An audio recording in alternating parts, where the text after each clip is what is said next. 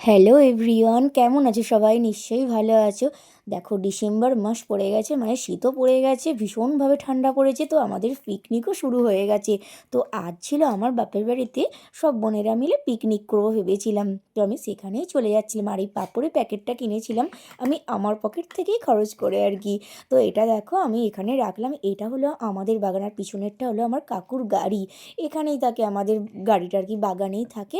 আর আমরা এখানে ফিস্ট করতে বসেছিলাম। তো দেখো কাকিমারা সবাই মিলে মানে এগুলো রেডি করছে খাবার দাবারগুলো, আমিও করছিলাম। তো আমার হাতে দেখো এই মাংসটা না আমি ধুতে যাচ্ছিলাম, তো ববি বললো যে দাও দিদি ভাই, আমি ওটা ধোবো। আমি বললাম না না থাক, তুই যেগুলো করছিস কর। ও যেহেতু চিকেনটা রান্না করবে, তো আমি বললাম ধুয়ে নি, তো আমি সেগুলোই করছিলাম আর কি। আর এখানে দেখো জলের বালতি, সবজিগুলো কাটা হয়ে গেছে, ব্যবস্থা করা হচ্ছে বাগানের মধ্যে, সব কিছু ভীষণ এনজয় করছিলাম। আর ববি এখানে পাঁপড়গুলো ভাজছিল, তো আমি একটু একটু করে পাঁপড়গুলো দিচ্ছিলাম আর কি। তো এখানে দেখো পাঁপড়গুলো আমার হাতে, আর কড়াতে বেশ ভালো করে লাল লাল করে ও কিন্তু আলুগুলো ভাজছিল।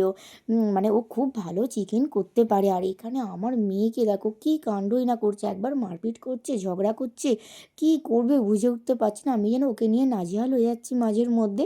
আর এখানে কড়াই হলো তেলটা দিয়েছিল, এবার মানে মশলাগুলো করবে বলে তেল, শুকনো লঙ্কা ফোড়ন যেগুলো দেয় আর কি, সেগুলো দিয়ে এগুলো করছিল।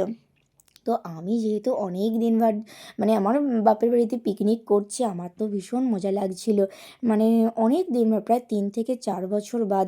মাঝখানে অনেকের সাথে অনেকের একটু মানে মন কষাকষি বা প্রবলেম হয়েছিল, বাট সেগুলো কাটিয়ে উঠতে পেরেছি। আবারও সবার সাথে আগের মতো মেলামেশা করছি। সে এখনও অনেক কথা বলতে গেলে। তো যাই হোক, দেখো আমাদের পেঁয়াজগুলো কষা হচ্ছে মাংসের মধ্যে। আর এখানে দেখো মাংসগুলো বেশ ভালো করে ধোয়া আছে। আর এটা ছিল কাশ্মীরি লঙ্কার গুঁড়ো। কাশ্মীরি লঙ্কা গুঁড়োটা না মানে ঝাল হয় না, কালারটা হয় বাট ঝালটা হয় না কিন্তু। আর আমি লঙ্কা গুঁড়ো যদিও খাই না, কিন্তু ফিস্ট করলে একটু আধটু চলেই যায় আর কি, সেটা তো আর বারণ করতে পারি না। তো সেটাই ও করছিল। আর এখানে মিক্সির যে কৌটোটা ছিল, সেখান থেকে আদা, পেঁয়াজ যেগুলো পেস্ট করা ছিল সেগুলোই কিন্তু ওর মানে তেলের মধ্যে দিয়ে ভালো করে নাড়াচাড়া করছিল। ববি এত সুন্দর রান্না করতে পারে না যে কি বলবো, শুধু চিকেন না, বাকি আদার্স অনেক কিছু রান্না আছে যেগুলো কিন্তু খুব ভালোভাবে করতে পারে। ওর গ্র্যাজুয়েশন কমপ্লিট হয়ে গেছে, ও এখন বাড়িতে মানে বসতি আর কি।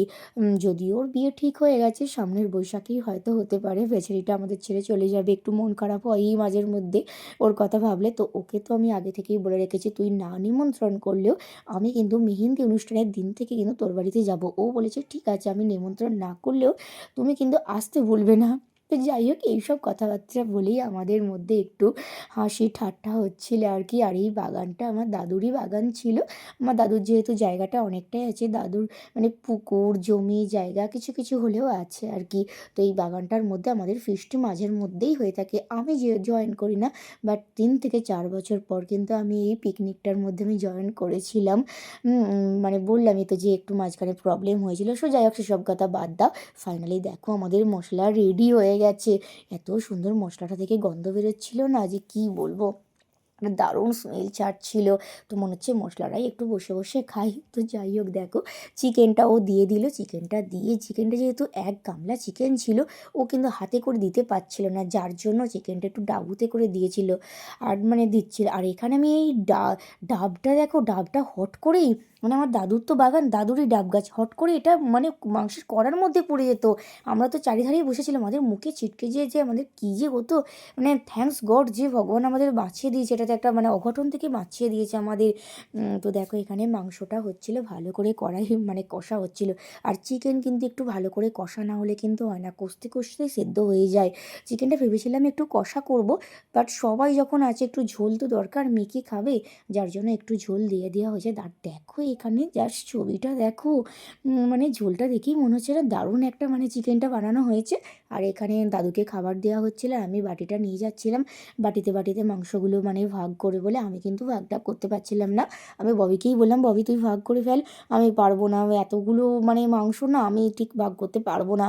তো যাই হোক দেখো সবাই খেতে বসেছিল, আমি কিন্তু ভাতগুলো দিচ্ছিলাম। এই সার্ভটা আমি করছিলাম, এটা আমি ভালো করতে পারি। আমার মেয়ে, কাকু সবাই মিলেই বসেছিল। আর আমার সার্ভ করতে বেশ ভালোই লাগে। এরপর দেখো এবার আমরাও বসবো, যেহেতু দুপুর হয়ে গেছে অনেকটাই, আমাদেরও খাবার টাইম হয়ে গেছে। তো সবাই মিলে একসাথে বসে খাওয়া-দাওয়া করছিলাম। সাথে আমার মাকেও নিয়েছিলাম। মা যেহেতু ফিস্ট করেনি, বাট মা ঘরেই রান্না করেছিল। কিন্তু মাকে বললাম, "তুমি তোমার খাবারটা নিয়ে চলে এসো, আমার সাথে বসে খাবে।" তো মা আমার সাথেই বসে খাচ্ছিল দেখো। আর অনেক দিন বাদ এইভাবে বাগানের মধ্যে বসে ভাত খাওয়া, পিকনিক করা আমার এত মজা লাগছিল যে আমি কী বলবো! আমি তো বেশ মজা করে সবাই মিলে খাচ্ছিলাম। চাটনি, পাঁপড়, লাউ পালং শাকের তরকারি এগুলোই হয়েছিল। বেশ মজা করে খাচ্ছি। আমার মুখটা দেখে নিশ্চয়ই বুঝতে পারছো। খুব মজা হয়েছে আমার আজকে, ভীষণই মজা হয়েছে। তো যাই হোক দেখো দুপুরের পর খাওয়া-দাওয়া শেষে পুকুর পাড়ে বসে রোদ খেয়ে ঘুমিয়ে এবার বাড়ি যাব। আর আমার পিছনে যে পুকুরটা দেখতে পাচ্ছ, এটা কিন্তু আমার দাদুরই পুকুর। সো চলো, ভ্লগটা এই অবধি। সবাই ভালো থেকো, সুস্থ থেকো, টাটা।